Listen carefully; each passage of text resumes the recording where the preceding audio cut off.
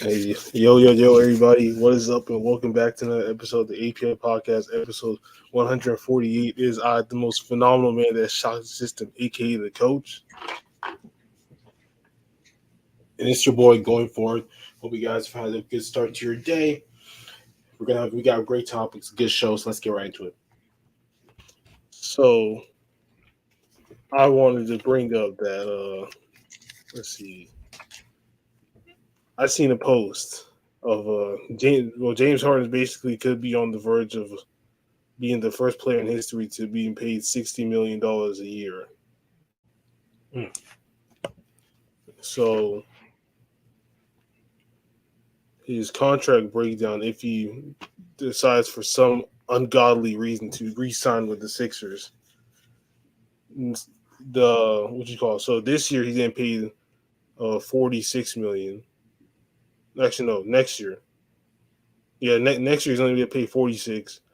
The year after 50. The year after 54, the year after 57, and the year after 61. If he decides to re-sign for 5 years, $270 million. And me personally, I don't think I would take that opportunity if I know that that team can go somewhere.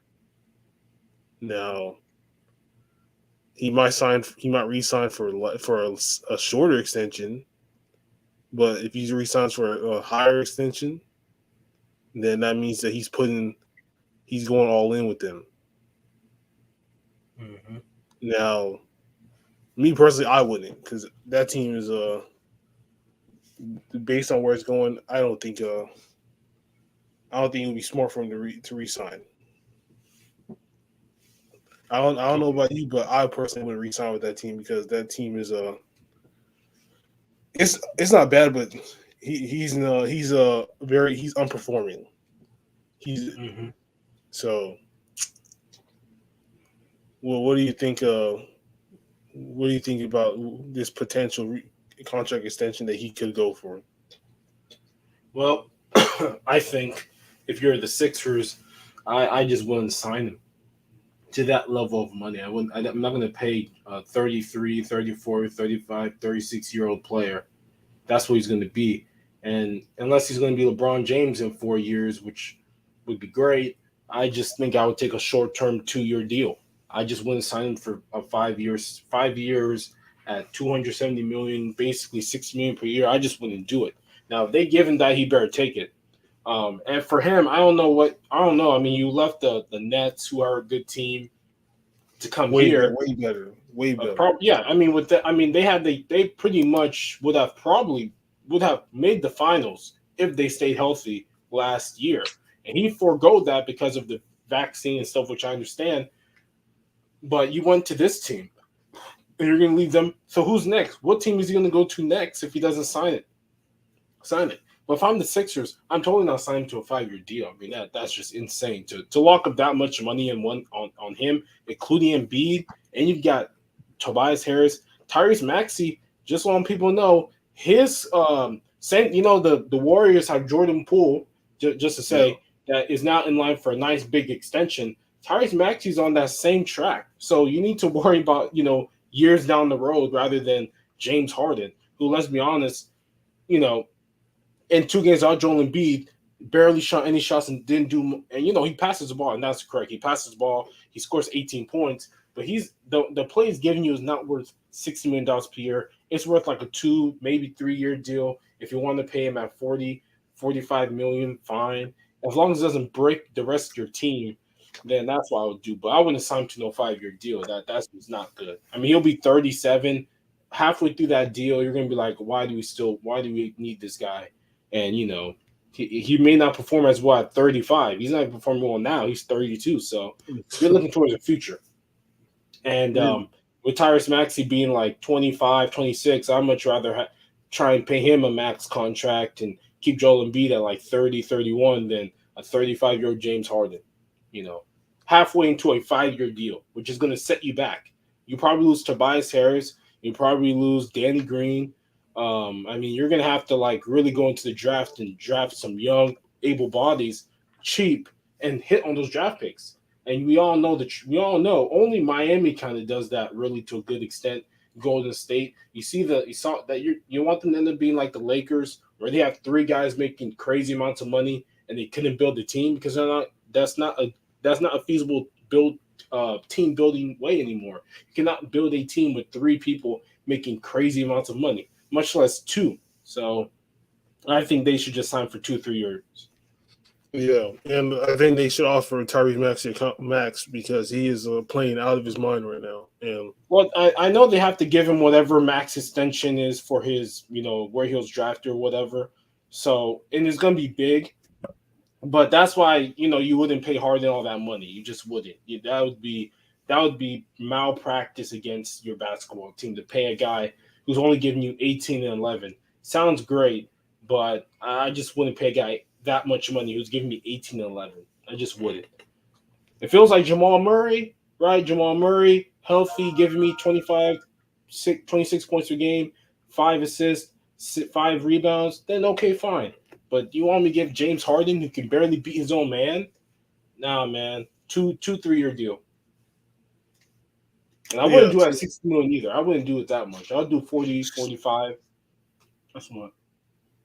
yeah, 45 max. I mean, 60 million. I mean, Jesus, not. I mean, Kobe even gets that. Kobe only got 50 million like the last 2 years, bro. He didn't even get a crazy contract for It just shows how much money has moved up in the last like 5 6 years. Like he was getting 50 million at the end of his. I mean, 50 million, like a 2 year $50 million deal, yeah, he got paid right? Like this, 25 yeah, he for the got first 25. and last year. Yeah, it's true. Even him didn't even with the work ethic that he put in, he didn't even get paid a stupid amount of money. But you got all these other new athletes out here. Money has moved up tremendously, and now they're getting paid all this green. So I mean, I would offer him like a 3 year extension, but not no 5 year $60 million Hmm. after for the last year. Jesus Christ, you better get MVP, you better get Finals MVP, you better like break records or something. So Yeah. so now we're going to the second round of the playoffs. The first matchup is the Boston Celtics and Milwaukee Bucks. Yeah, they Now, played today. yeah, and this is where it gets this is where we start winding down now, and where it gets to the nitty gritty because everybody won a game. Some people won 2-1, and some series 1-1. So where you see, so now we're getting to that time where you see where people match up at, and from what I've seen, both teams like basically dominate each other, and Hmm. both teams are let's see, they're well, Milwaukee's not really a good 3-point shooting team, especially with Chris Middleton out of the equation. But they both can get good shots, and really, this could be anybody's series. I mean, there's not really right now. It's really hard for me to tell who's going to gain the upper hand. It's really all comes down to stopping star players. You stop the star player, you have control of the entire game. And Giannis wasn't the leading scorer in those first two games. So that lets you, and also defense. Both teams are actually defending pretty well because both teams held each other to under 90 points in the first two games, while the other team had over 100. So really, both teams are actually taking pride in the defense. It's something that you do not see very often. Yeah. So Oh, so is it my turn? Oh, yeah, that's your turn. okay. All right. No, you can finish your thought. I just. Yeah, both teams are taking part in the defense, something that you do not see, and looking over, comparing to let's compare the Phoenix and the Mavericks. It's only the game three is where it was really like low scoring versus games one and two where people just literally just was just dropping buckets on each other, and then so it's like you can basically tell where that series is going. If somebody goes off, then it's going to be unpretty. And Golden State and Memphis right now, it's it's really neck and neck. Both teams are also even though Morant has led both games in scoring, it's really neck and neck. Which is why I was saying that both teams, these two guys are right now taking pride in defense. They're not letting the game get out of hand, and and yeah, I mean, yeah, that's really what it comes down to. You take control of the game. You can either have it a blowout or not a blowout. So yeah. Okay. Well, between in that series, game one and game two were such different games. Giannis played really well in game one. Holiday followed him, right?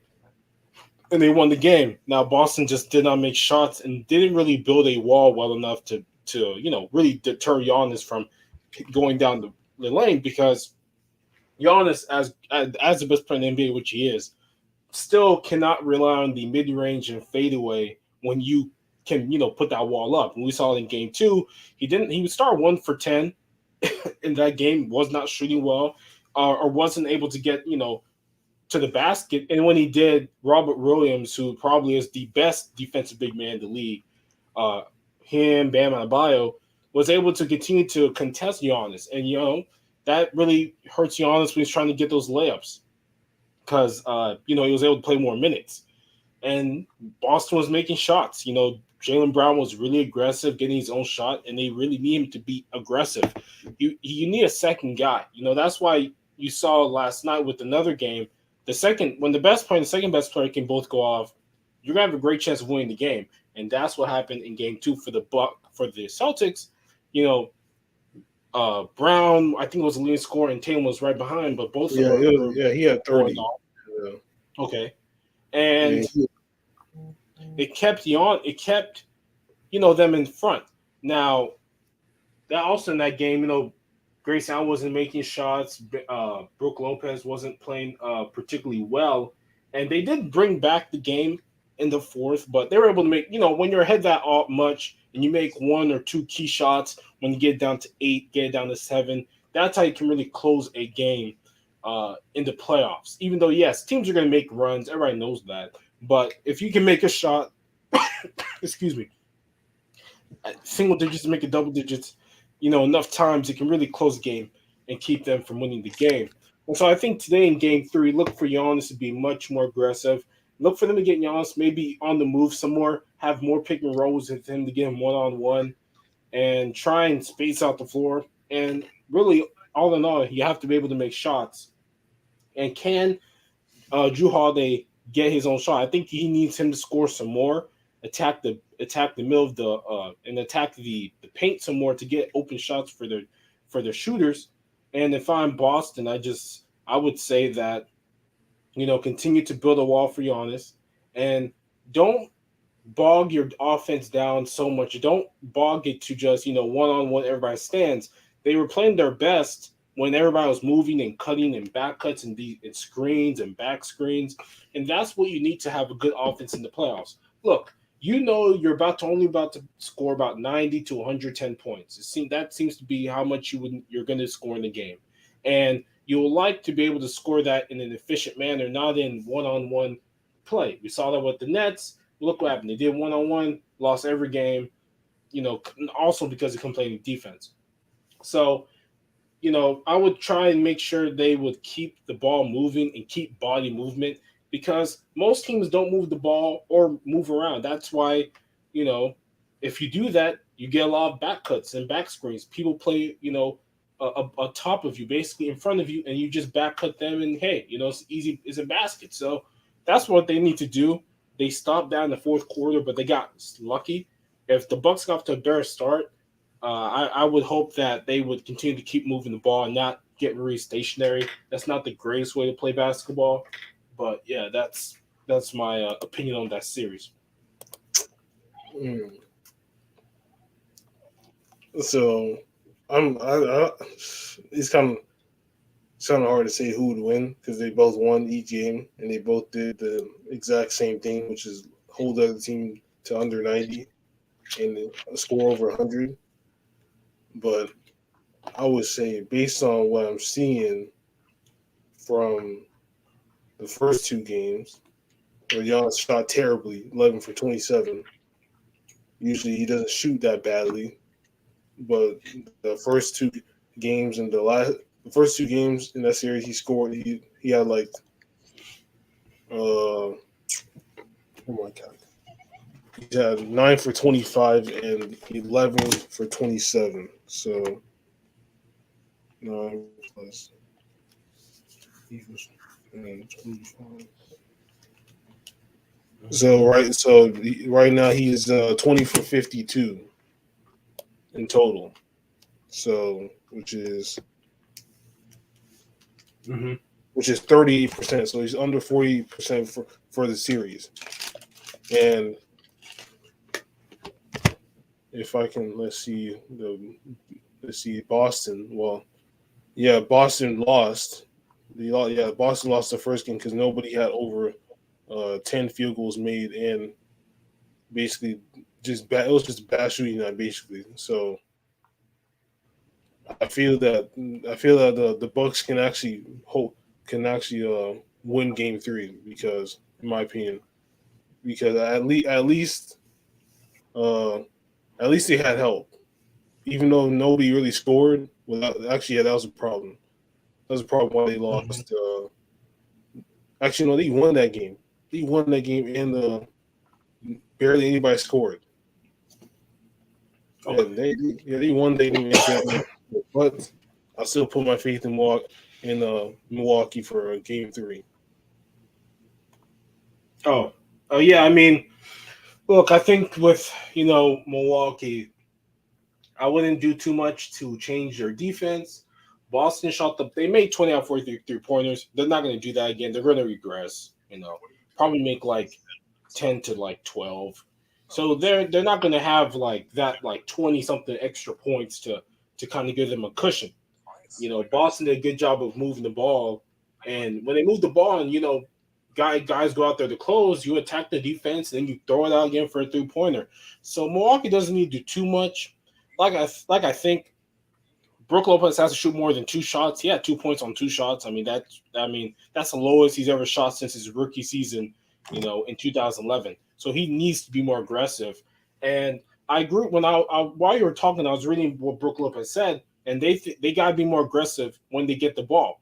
When Giannis gives you a dribble handoff, you gotta attack.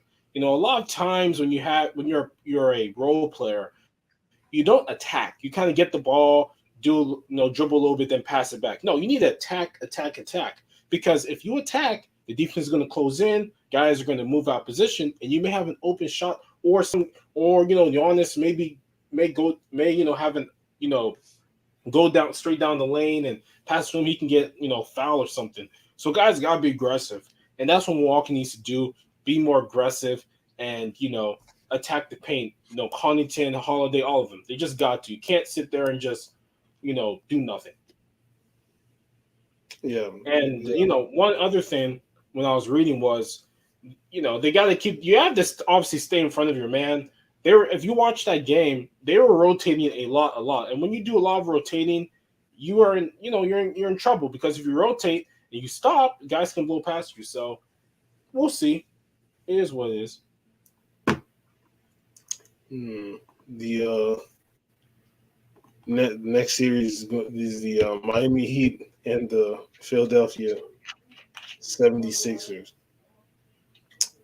And this one, man, it's not. It's like you can see where it's heading. You can see where you can see where the series is heading. Miami was just on their game the first two games, and then they just fell apart in Game 3. and Okay. Tyrese Maxey didn't shoot good. James Harden didn't score at all. Uh, He didn't score at all.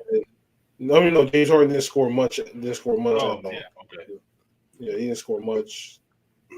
Uh, Bam Adebayo was the leading scorer. I mean, Jimmy Butler didn't play well and they still handily beat them. I mean, game two was also the same outcome. They beat them by 16. Tyrese Maxey went off. James Harden scored 20. Then hasn't really scored like 10 field goals in a minute. And Bam and Jimmy had decent games, and Tyler Hero, Victor Oladipo was going off. Given that business, him and Tyler Hero are like the wild cards on the bench, and that's what's going to help the Heat win this series is those two, because you have good starters, you have decent starters. Well, you have decent starters on the bench. That's why it is smart that they're on the bench, because you put them out there they're still getting starter minutes, so it doesn't really matter. But you put them out there all at the same time, then you know things could get chemistry can get confused, and Hmm. and then then game three where they lost by 20 after having two good games. Jimmy Butler had a decent game, and the start he didn't really have no help from starters, and Kyle Lowry literally scored 0 points and played 25 minutes. It had no help, and Victor Oladipo and Tyler Hero just hit a brick wall, combining for 20 points in 47 minutes. And then you have the whole stars for Philadelphia actually scoring. Everybody had over 15, and Joel Embiid he didn't have a bad game, but he didn't have the a classic Joel Embiid game. So I would say Miami's gonna get this next game, and Philadelphia, and they cannot. Miami cannot have a game where you have Kyle Lowry scoring 0 points and your two star bench players or combining for 20 points across from two people. And Yeah. Philadelphia had a balance. Everybody got going. It wasn't one person that dominated, and that's what helped them to win because everybody was scoring. So my whole thing, my key things are Miami has to have like at least two stars scoring, and their bench guys scoring. And for Philadelphia is basically get everybody going, because we've seen what happened when you don't have everybody going, they lose. When they had everybody scoring, they won.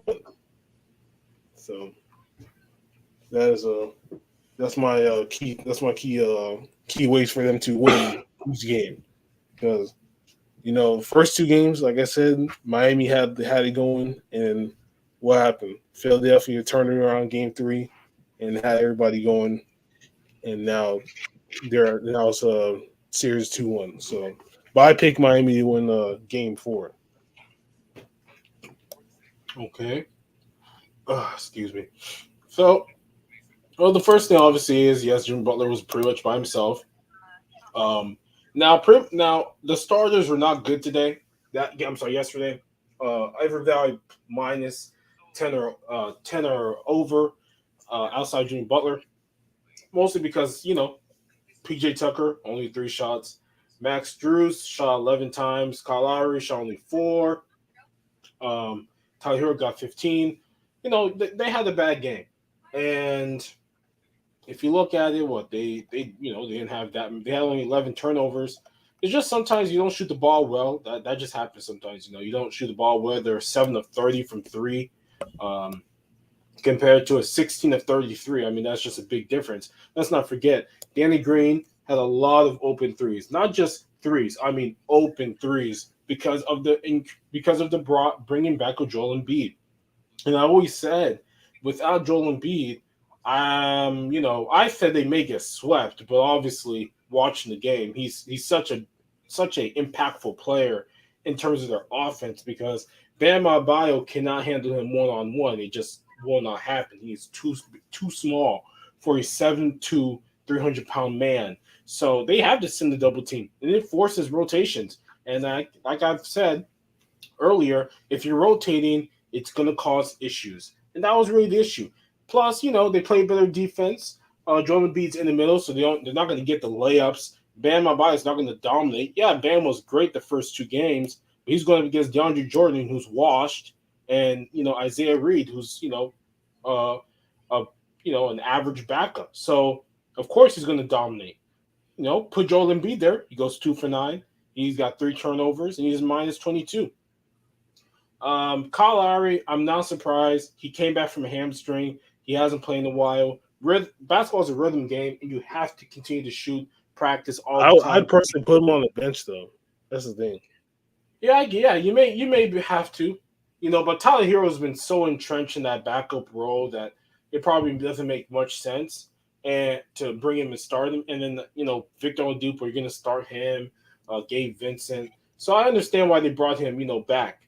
One thing I will say is Duncan Robinson is not playing this um, playoff series, and I wonder why. Is it because of his defense or something? Maybe that's it. Because I really think having him would help Oh play yeah, 10, 15 yeah. minutes.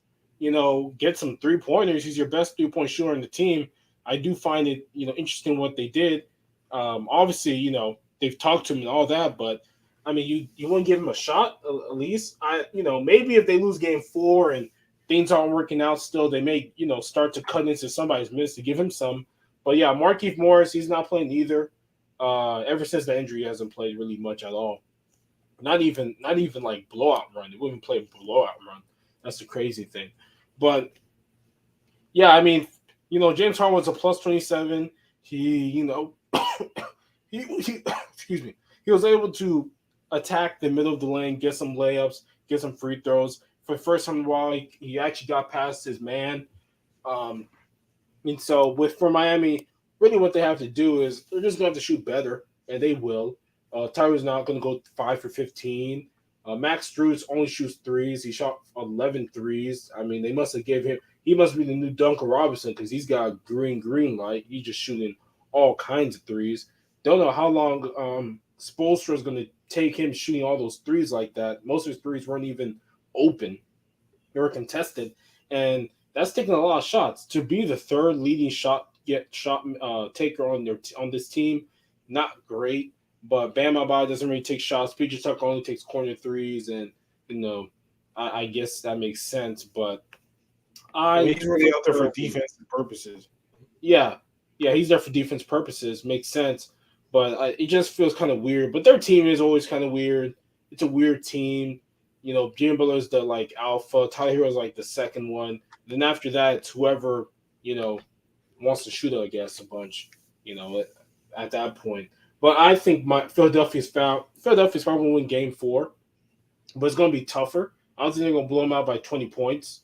That was strictly because he just didn't make no shots. And Philadelphia played better defense. James Harden was standing for the guys. Hands were active, and they were able to corral everybody else. And no matter what, even if a Jim Butler shoots 54% from the field, 80% from the free throw line, gets 33 points, it doesn't matter if you hold everybody else to, bad shooting nights and keep them bottled up. You're still going to win. We've seen that before. Luka had that problem, right? First 2 games against Phoenix, he basically was destroying them. They still lost because he needs help. So Jim Butler's going to need Tyler Hero to step up. He's the one I trust, Tyler Hero. Everybody else, play some good defense. Bam Adebayo is a lob threat. She can fade away, shoot a little bit, which I like. But I do pick Philadelphia to win and tie up the series. I think Joel Embiid just changes the game, and he can get you easy buckets as well as be a force in the middle. No more layups. Ain't gonna be no layup line no more.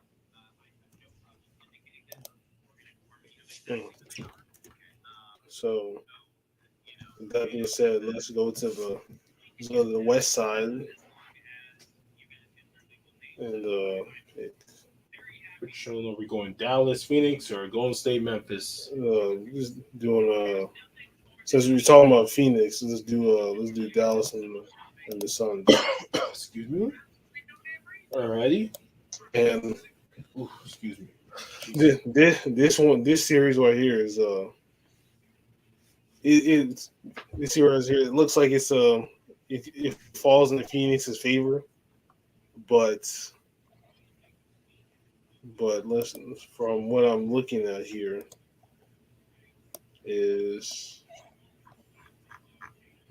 see game one. Hmm, yes, I see the problem. Game two, especially the problem right there is basically only three people scoring double digits, and nobody shot well at all. I mean, Mm-hmm. percentages is one thing, but I mean, if you look at the shots that Dallas took in game two, only one person shot well and dominated, and that's Luka. And Jalen Brunson, the guy that usually would give you a decent game, did not give a good performance that game. And it's like what I said. They locked down DeAndre Ayton, and he only played 18 minutes. But if you do not lock down Devin Booker and Chris Paul, you're not gonna win. Even with even with DeAndre Ayton not scoring, you gotta lock down two people. You gotta lock them down. And I mean, there's not. I mean, Spencer Dinwiddie has to step up. I mean, this is unacceptable. You playing like 30 minutes and you 3 for 10, 11 points. That is that's not good. And game three,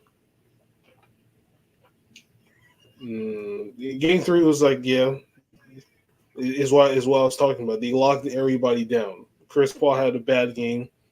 Devin Booker didn't. Devin Booker had a bad game. DeAndre Ayton had a bad game, and it's like what I said. Jalen Brunson had 28. Luka had 26. Starters had like four people scoring double digits.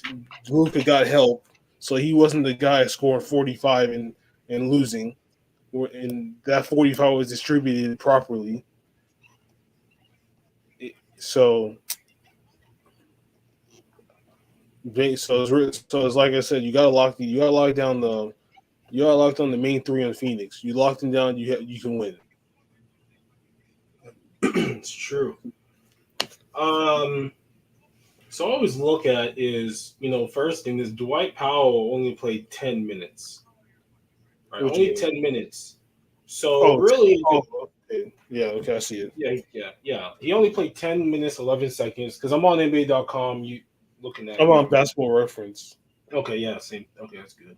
So they really went with Maxi Kleber as the five due to his ability to shoot the ball, obviously, and he can guard guards a little bit too. So they went with Maxi Kleber, Luka, Dorian Finney-Smith, Reggie Bullock, obviously for defense, and Spencer Dinwiddie, and then the next guy was Frank Ntilikina, who they brought in for defense purposes on the Chris Paul to do a spell.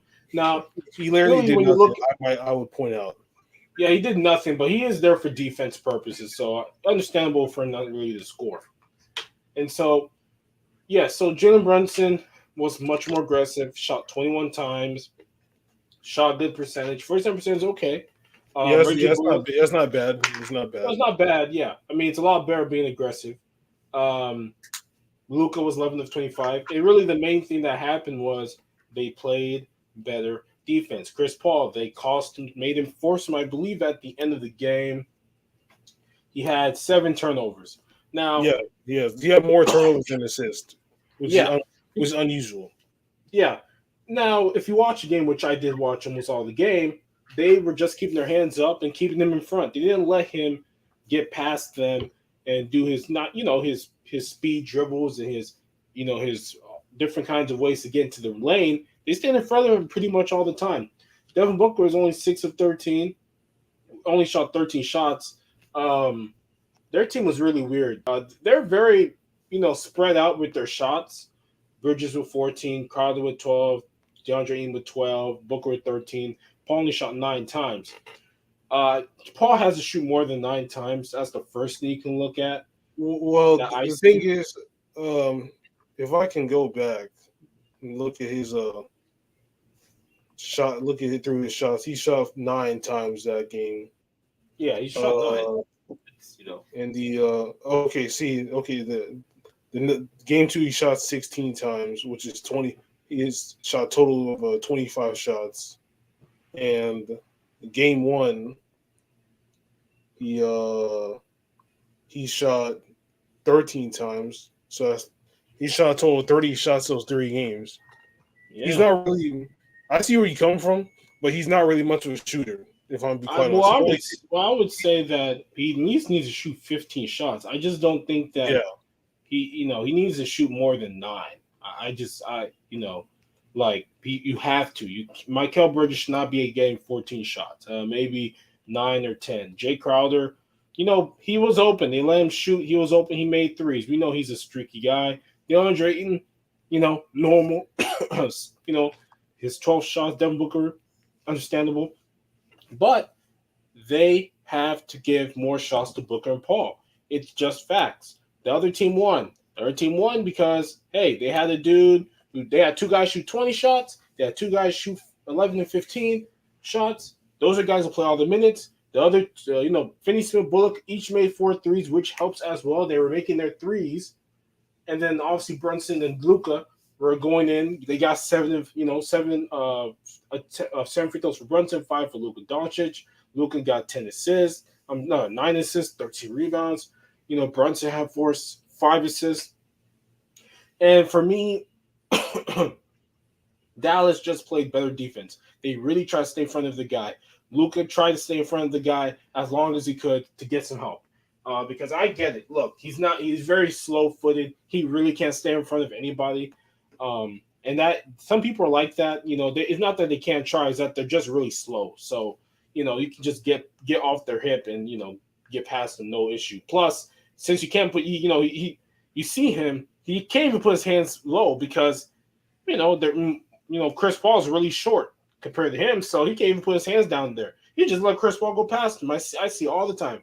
His hands are up, just bodying him, and Chris Paul just passes him, right? But I get, when you look at the box score, 13 for 28 from three, man, he shot good three. Um, excuse me, Dallas made the same amount of threes with a bunch more shots, 11 more shots. They shot 44%, 44.7. Look, if you really look at it, um, you'd almost be surprised why they blew them out by so. But actually, didn't blow them out. But the game no, was the second game they blew him out. yeah, second game. But this third game was really weird. Both teams shot is pretty much the same overall from the field.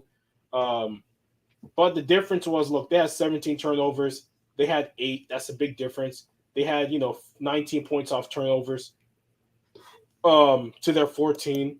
So that's probably where the big difference is those turnovers. And remember, those take away possession. So if you look at that, 17-8, that's 9 possessions they lost, and 9 possessions could be 18 points, could be a win. So if I'm if you're Phoenix, you want to be a lot more judicious with the ball. Don't really get yourself in situations where you can be stripped or you have to throw it to the corner. And everybody knows if you get to the lane, you're going to throw it to a corner. So, get the ball stolen from you. Chris Paul's going to have to be better with the turnovers. But, hey, they're just putting their hands up because they know you're not going to try and be super aggressive with score, so they can just kind of play for the pass. But the number one thing Phoenix got to do is get that Spain PNR working again, which I love to use in the game. Their Spain PNR is so good. Um, with where they have like a Bridges or they have a Bridges or a Crowder with Ayton, and the one guy goes here, and then Ayton sets the pick, and then they set a pick for Bridges and Ayton, and he can either give it to Bridges or give it to Ayton. That kind of thing wasn't working that game. They did a good job of switching that and denying the lob or the pass. But Chris Paul's got to shoot at least 15 shots. Devin Booker needs to shoot about 18 to 20. Crowder should be not shooting 12 shots. I'm sorry. Maybe 8 shots. No, man. He may need he's a 3-point guy. Like if that's what he needs. I said it when I said it. If Jay Crowder's leading you in points, you're not going to win. It's just the truth. If it's Devin Booker with 30 points, Chris Paul with 18 points, and he's got 19 points, that's winning. But with him scoring 19 points and him being the one going off and having the low, basically him and DeAndre had the lowest plus minus, just ain't going to win basketball games. So if I'm Phoenix, Chris Paul's got to be more aggressive early in the game. Devin Booker needs to be more aggressive and try and hunt Luka or something. Yeah. But, I wouldn't have Mikal Bridges taking 14 shots. He took a lot of shots. That's a lot. And he's not even like the primary scorer. So, no, I mean, maybe they let him open, but for him to shoot 14 shots, to lead you in shots, I just think that's not great. Now that could be that probably was due to Dallas and how they're playing, forcing. But even if they're doing that, you still need to get your two main guys more shots. Teams are at this point in the season, teams are going to force other guys to make shots. Obviously, they've seen you beat. They saw what Chris Paul did to New Orleans. They see what Chris Paul's done to them. They're going to force everybody else to shoot. That's what they want, and that's how they're going to win next game too. So they're going to have to get Booker and Paul more shots, regardless of how they're playing. And look at Brunson and Doncic, man. They both had like 46 shots. They had over half of the team's shots because they are the two main guys. There are two main guys that are putting buckets and putting the hoop, ball in the hoop. Yeah. So if they can be the ones consistently getting like 10 to 20 attempts per game, then Phoenix should also be doing the same thing. Because you're not going to win the game with Devin Booker not taking like almost 20 shots. He just has to. That's just he has to. And you always want to try to get good shots. Obviously, you want to get 20, really good shots for those 20. But I just think 25. And when you're shooting that many times, aggressiveness. You're looking for your shot. You're attacking defense. You're going inside. If you look at it, if you take away this, Brunson Doncic did not shoot well from the three. 1 of 5, 2 of 7. But if you take those out, Luka was 9 of 18. 9 of 18, 50% from the field, from 2. Brunson was 9 of 16, another about 50%. So they were really good within the two-point range, getting to the basket, taking their man off the dribble, which Brunson Doncic can both do. Spencer Dinwiddie, you obviously want him to play better, play that many minutes. But I will say if Bullock and Finney-Smith can continue to make 4 to 5 threes per game, giving you 15 or 12 to 15 points, that's also enough. As well as their defense that they play on Booker and Paul, that's also enough. Spencer Dinwiddie's going to have to play better, but Brunson can continue to be that second guy and aggressive. I don't think it's going to matter much. I think that Dallas is going to win game 4, I think, with the way they play that game. But, I would say game 4 also Dallas got it. If this is the way that's going to be, I'd say Dallas is going to get game 4 for sure. Yeah, if they're going to be this aggressive and Brunson's going to look for a shot and attack either the switch or, the pick and roll like he was this game, then I think they're going to win because they have to really stretch out the talent of this team. They've got 3 guys who can really, do it for them. Phoenix has got a team. They've got 2 guys. And they've got, Mikal Bridges who can attack the rim. You got Jay Crowder who's streaky but make threes, and they've got DeAndre Ayton who can go against any of their bigs because they don't play Boban, obviously. So he can go at Dwight Powell, he can go at Max Kleber and take them. So their aggressiveness is going to matter, but the main thing is can you hold them under 90, under 100 points, and can you play that defense they played yesterday that was so key in getting them that lead? That their defense effort and positioning was a lot better in game 3 than the first 2.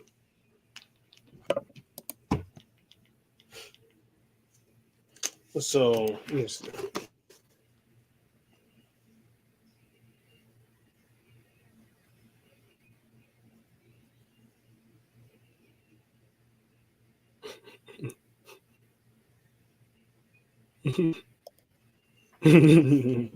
That was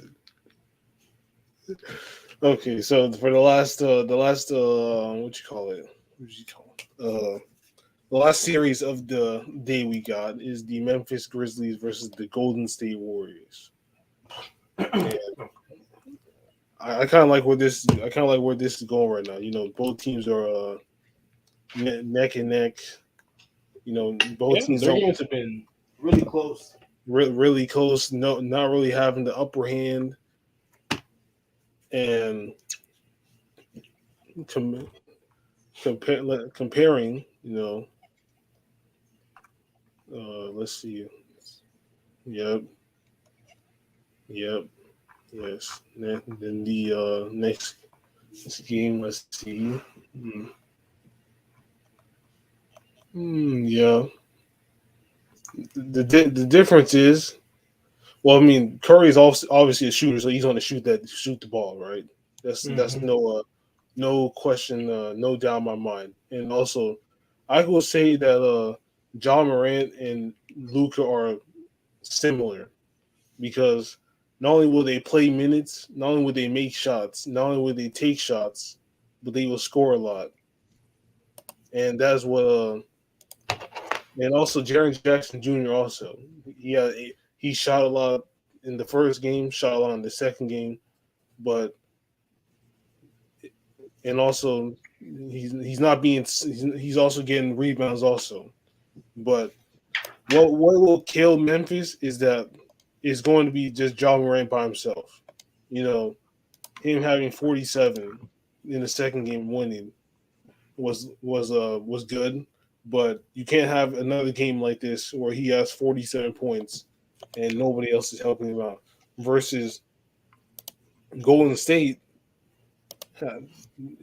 Clay Thompson 5 or 19. That's unacceptable, and you can't win the game with him scoring scoring 12 points, and he's 2 for 12 from three, which is terrible. Same thing for Curry, 3-11 from three, terrible. Had almost 30 points, and Jordan Poole also had an okay game, had 20 points, but this series will all come down to it's basically both they need help, and both teams did not get the help game two. Game one, Curry had like 24, Thompson had like 15, Wiggins had 17. The thing with Golden State is, you know, the people that will shoot the ball. They will always shoot the ball, and they will obviously take a lot of shots, which is something that they do consistently. And it's really, I mean, if you look at the game one, not many people are scoring on the bench, and that's what's gonna happen. I mean, this team, I'm not gonna really expect Golden State to have people going crazy on the off the bench other than Jordan Poole.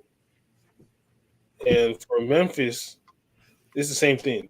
I'm not really gonna expect. I'm not gonna. I'm not, I expect. I mean, Desmond Bain really shocked me. He only had 9 points and didn't really shoot well from three. Didn't shoot well from the field, and you're not gonna win a game where you have no help from both ends and on both from both places, the starters and the reserves. So if I was going to pick who would win game three, I would say the Warriors. Warriors will win game three. Okay.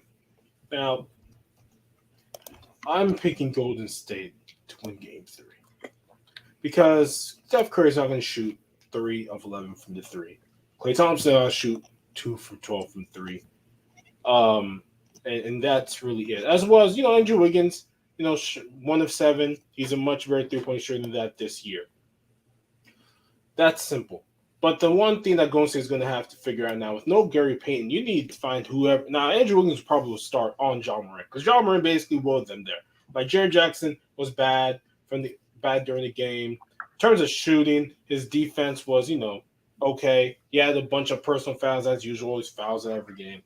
Um, yeah, like you said, Desmond Bain, he's getting the Duncan Robinson treatment, which is we're not going to give you any space. We're going to be up on you, and we don't think he can drive to the rim. He can't at this point of his career. Now, John Morant made 5 of 12 threes. That ain't going to happen again. He ain't going to make that many threes on that No. many attempts. He got 13 free throw attempts. I don't think he's gonna get that in Golden State. Look, they gotta find whoever to put in front of him, and if it's Andrew Wiggins, so be it. But you cannot allow a man to get 47 points. Now, it didn't help that they had nobody else to make any shots outside Poole and Curry on their team because even though he's scoring that many points, they should have won that game. When you're locking everybody else down and not shooting well, that's what you have to do. Now again, Golden State 18 turnovers, 14 turnovers. That was a big thing. But Golden State shot better from the field than them. But the difference was they only made 7 threes to their 14, and John Morant made 5 of them. That is what you want, but you want to make all those threes as well. Curry missed a big three to get them up by more than a point that game, an open three. Um, in that game as well. So a lot of things went Memphis's way, and that's what you need in the playoffs. Things to go your way. They're able to rebound really good. Now Steven Adams is coming back, so I don't know how much that's going to continue with Steven Adams, just such a big man, who can rebound. And he's going to play during this series because, you know, Golden State has no big, and he's big, so he's going to probably play um, for them. Now, the one thing is, look, you know, Steph, if you're gonna shoot that many shots, you gotta make from three. Now, some of his threes are just contesting. That is what it is. But the big thing for this series is John Morant. Can you slow him down? You have to. He's averaging 40 per game in this series. You have to slow him down. He's Slow. he's averaging like 40.5, 8 rebounds, like 9 assists. You have to I slow him down. mean, He yeah. cannot. I mean, well, actually, no, I'll let you finish. Yeah, let you get your Okay. thoughts. Um, yeah, you can't let him score that many points. I mean, he had 47, 8, and 6. I mean, yeah. No, I'm sorry, 47, Eight 8, and and 8. So you can't allow him to get that many points with that kind of efficiency. Yeah, basically 50%. That's really what it was. But the 3 pointer, that it is what it is. At the that start shit of the that game, ain't it was happening again. I'll yeah, put money that ain't happening again. yeah. Golden State, beginning of the game, Golden State's got to play better. Can't get a bunch of can't turn the ball over. Got to be able to play their better defense, stay in front of them. Now, at the end of the game, they basically allowed John Morant to get what he wanted because they would just do the guard pick and roll with Desmond Bain, and he would hit the corner and spin, move, and do whatever. So they're gonna. I'm sure they've looked through these 3 days. I'm sure they have a plan to slow him down good enough so he doesn't turn that corner. Because once he turns that corner, gets on your hip, it's over. He can lay it up. He can get to the basket. He can spin. He can, spin, jump, and acrobatic layup. Like he can do everything. And there's no big to really deny him. They don't have a Carthy Towns. They don't have, a James Wiseman who at least would be a deterrent in the middle, hands straight up, 7'1" for John Morant. They don't have it, so he can just feast on them. That's why he did not play very well in the other series because in the other series they have Carthy Towns there who could contest, as well as Minnesota is a much more athletic team. They had Jay McDaniels. They had Anthony Edwards, guys who are 6'7", 6'8", about it's like having a bunch of Andrew Wiggins on the team. Like they all could jump, they all could contest, and they more than not could stay in front of John Morant. That series was won because of Desmond Bain. Desmond Bain was their best player in that series, and Golden State has made him very they've what would you say negated or neutralized him in this series. So in Game 3, first 5 minutes, how are they going to play John Moran when he gets in those pick and rolls? When he once he gets past him, They have what's the big going to do? I mean, switching would be the obvious, but then you would have to also play. I would say sag off because Yeah. he's not gonna take it three. He's not. Yeah, Gonna yeah. take it three. It's true. He won't take the three. He just won't. Now he may take it today though because of those threes he made, but we'll see. But he's got the floater game. He's got everything. So you don't want to sack off too much. And also, I do think it's going to be an issue, though. When you have Steve Adams starting, I mean, if you pick and roll and you show too hard, Steven Adams, he's really good in the paint. He can get, Draymond Green's not going to stop him. I mean, he's physical, and when I watch him play, it's like nothing bothers the guy. Almost he can just throw it up there and get easy points. I just think Golden State's in trouble with him there because he's going to get a bunch of rebounds too. Averages 10 per game, so they have to do a lot better on the boards, and they're going to have to be more judicious with their turnovers. You can't turn the ball over as much. You just can't. You know, Draymond Green, Steph Curry are culprits of just throwing the ball in, anywhere. They'll throw it anywhere. And I get it, that's their offense, and that's been the thing they've done basically for 5-6 years now. But you can't. I mean, against this team, the way the series has gone, it's been close. And both these teams have gone like double digits leads, and they close them. None of these teams have been able to keep a lead in this series. Each team has been down by double digits and have came back to win the game. So, they're all going to have to try and be able to guard well. But I think, Golden State's going to win because they're going to stop John Moran from shooting that well, and they're going to probably have a kind of a defensive coverage to deal with his penetration in the paint. But it's hard to stop really anybody in today's game from getting the paint. If they want to get into the paint, they will. And it's up to your big to be able to contest straight up and make it difficult for him to shoot. If you can do that, as well as minimize the rest of them, they'll win this game. It's easier said than done.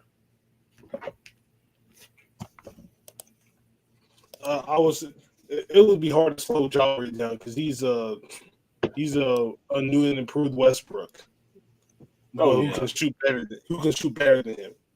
So he's a much better Westbrook. Yeah. So I mean, slowing him down would be the obvious, but I would say it would be like LeBron James in the sense of like what Iguodala did, like slow him down, but he's still going to get his points. Yeah. So I mean, you just hope that you're able to slow him down good enough to keep him from having any big issues in terms of dominating the game like he did against them a couple nights ago. Because he was just getting whatever shot he wanted. I was so mad. I was like, you guys, you do know like you might as well switch it if he's going to put the guard. Like you're going to have to switch and find a way to stay in front of him. You can't just like show. If he show, he's going to blow right past you. And I was just watching. I was like, man, this is the easiest offense ever. And it's easier said than done. I've seen, you got Chris Paul with that pick and roll cheese he be doing. I got John Moran's own cheese, and you can't stop nothing. It's crazy. So with that being said, I think that's all. That's all of the semifinal series that we have. Obviously, it's not going to be much, but it is what it is. And with that being said, this has been an episode of the APF podcast, episode 148. It's the most phenomenal man that shot the system, aka the coach, signing out. And it's your boy going forward. If you enjoy the podcast, please leave a like, comment. I guess you can still rate. It's really like, comment, subscribe, rate, like, comment, subscribe. Yeah, nobody gives. Rate used to be a thing, but now it's not no more. Yeah, that's true. Yeah, like, comment, subscribe, hit that button down below. See all the links and everything. Thank you for listening. Thank you for being here. We're almost 150 episodes. We've been doing this consistently for a while, and we love to do it. And we will be back next Saturday. I'm pretty sure we will be. So, yes, we'll be back. Have a good day, and goodbye. Some things are going to we're gonna start doing some different things now. Yeah, the gaming experience been just kind of whack. I mean, nothing's really happened in terms of new games. I mean, I know there was, Square Enix sold like all their big series for like $300 million to go into like NFTs and blockchain, which I think is stupid because gamers don't want NFTs at all. But they sold them, and that's probably the biggest thing that's happened in gaming because nothing, no games, man. It's been dry. This generation has really been dry. COVID ruined this generation. We should have had a lot more games right now. And long story short, after next week, if I get the job, then I'm gonna start working my way towards getting. I need to get a new laptop before I go back to school next in August.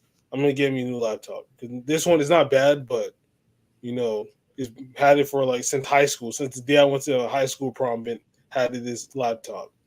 So in 6 years, I had this laptop. It's still going, but I want something new.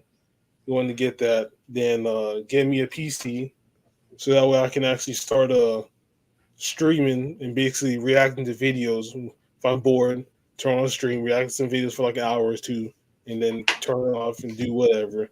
Do this thing also, and basically, throw something new, do something out of the comfort zone because streaming is cool, but I would rather like to be a little bit official.